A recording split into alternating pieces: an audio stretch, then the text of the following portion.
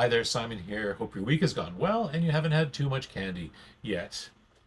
I've been working with a client who just lost a property but has already found the perfect little place, except the kitchen is terrible.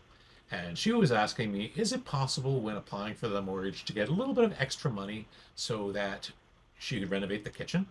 And yes, of course, it's the Purchase Plus Improvements program. Quite a few lenders have them where you basically submit quotes for the work that's going to be required, and if they approve it, they will provide the funds not only for the mortgage but also for those renovations. And then as the contractors finish the work, they get paid out of those funds, which are typically sitting at the lawyers. They can be used for things like bathrooms, kitchens, roofs, rental suites, and one of the lenders I know actually will provide the funds to create the rental suite and also then take that rental income into account when qualifying you for the mortgage.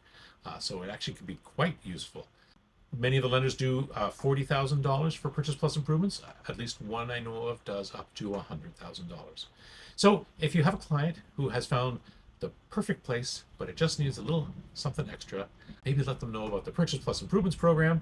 And if they're not already talking to someone, send them to me and I will get them set up. Thanks very much. Have a great weekend.